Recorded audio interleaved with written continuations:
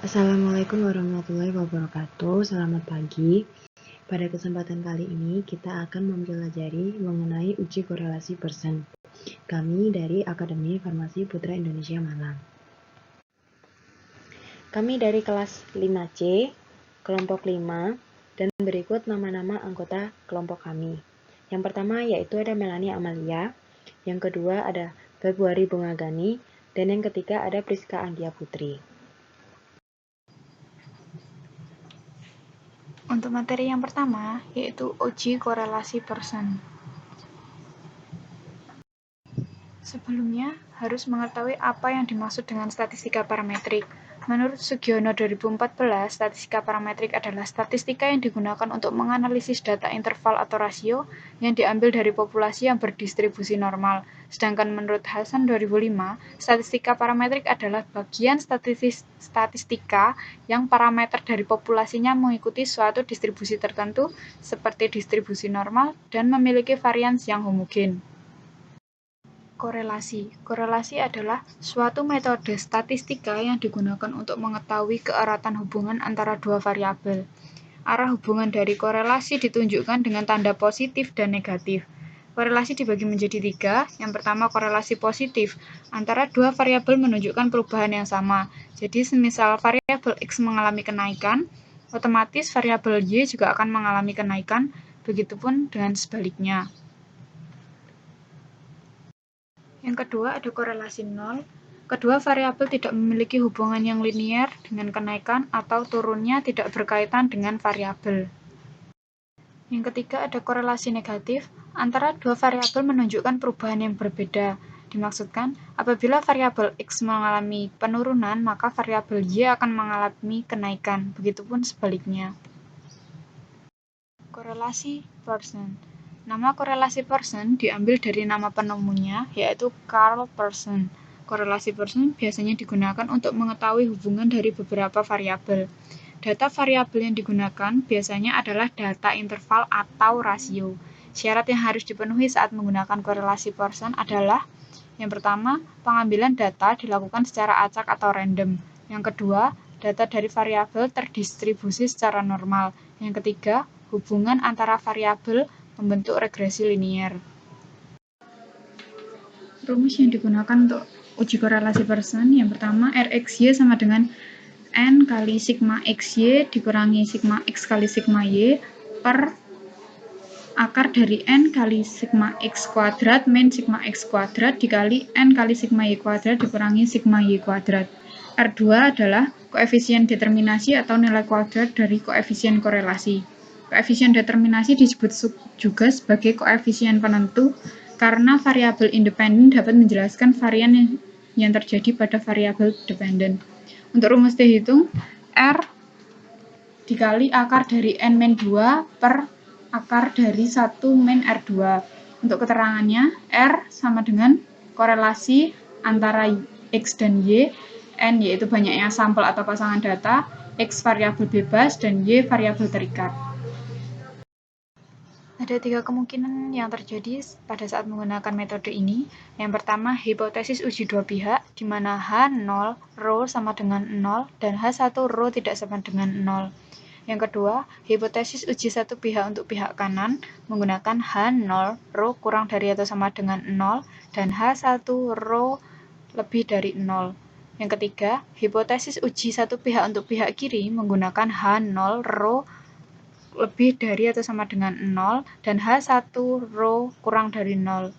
Hal yang bisa dilakukan dalam pengujian hipotesis adalah dengan menggunakan tabel R korelasi Pearson pada N besar adalah dk sama dengan N, sedangkan untuk N kecil dk N-2. Pengujian di atas menggunakan tabel R memiliki kriteria sebagai berikut. H0 diterima apabila R hitung kurang dari atau sama dengan R tabel, dan H0 ditolak apabila R hitung lebih dari R tabel. Bila menggunakan tabel T memiliki kriteria H0 diterima apabila T hitung kurang dari atau sama dengan T tabel, dan H0 ditolak apabila T hitung lebih dari T tabel. Untuk memudahkan dalam menentukan besar atau kecilnya koefisien korelasi yang sudah ditemukan, dapat berpedoman pada tabel berikut. Interval korelasi pada rentang 0,00 sampai 0,199 memiliki tingkat hubungan yang sangat rendah. 0,20 sampai 0,399 memiliki tingkat hubungan rendah. 0,40 sampai 0,599 memiliki tingkat hubungan sedang. 0,60 sampai 0,799 memiliki tingkat hubungan kuat. 0,80 sampai 1,000 memiliki tingkat hubungan sangat kuat. Koefisien determinasi merupakan nilai kuadrat dari koefisien korelasi atau R2. Karena variabel independen dapat menjelaskan varians yang terjadi pada variabel dependen, sehingga koefisien determinasi disebut sebagai koefisien penentu. Berikut adalah contoh soal. Dilakukan penelitian untuk mengetahui ada tidaknya hubungan antara pembelian dan penjualan tablet amoxicillin. Untuk keperluan tersebut, maka telah dilakukan pengumpulan data terhadap 10 apotek yang diambil secara random. Berdasarkan 10 apotek tersebut, diperoleh data tentang pembelian X dan penjualan Y tablet amoxicillin pada bulan September sebagai berikut. Untuk data pembelian atau X, diperoleh data 800, 900, 700, 600, 700, 800, 900, 600, 500 tablet per bulan pada bulan September. Sedangkan untuk data penjualan Y diperoleh data 300, 300, 200, 200, 200, 200, 300, 100, 100, 100 tablet per bulan pada bulan September. Untuk H0, tidak ada hubungan antara pembelian dan penjualan tablet amoxicillin. H1 terdapat hubungan antara pembelian dan penjualan tablet amoxicillin. Atau dapat ditulis singkat, H0 rho sama dengan 0 dan HA rho tidak sama dengan 0. Tabel penolong untuk menghitung korelasi antara pembelian dan penjualan amoxicillin.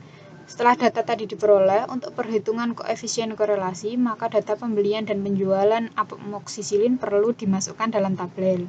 Rata-rata X bar 7.000 dibagi 10 sama dengan 700, rata-rata Y bar 2.000 dibagi 10 sama dengan 200.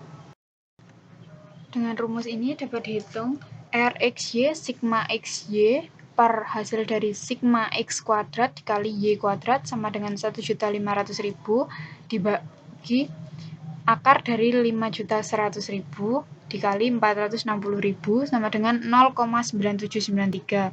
Untuk RXY kuadrat sama dengan 0,9793 kuadrat sama dengan 0,9591. Untuk T hitung sama dengan R dikali akar dari N-2 per akar dari 1 min R kuadrat sama dengan 0,9793 dikali akar dari 8 per akar dari 1 min 0,9793 dikuadratkan diperoleh hasil 13,6931. Untuk kesalahan 5% uji dua pihak dan DK N-2 sama dengan 8, maka diperoleh T tabel 2,306.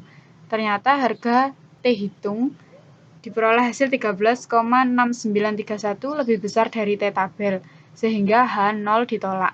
Hal ini berarti terdapat hubungan yang positif dan nilai koefisien antara pembelian dan penjualan sebesar 0,9793. Berikut adalah tabel yang digunakan untuk menentukan hasil dari R tabel. Ini adalah tabel yang digunakan untuk menentukan hasil dari T tabel. Berikut daftar pustaka yang kami gunakan pada presentasi kali ini. Sekian presentasi dari kami mengenai uji korelasi Pearson. Apabila ada kurang lebihnya, kami mohon maaf dan kami ucapkan terima kasih.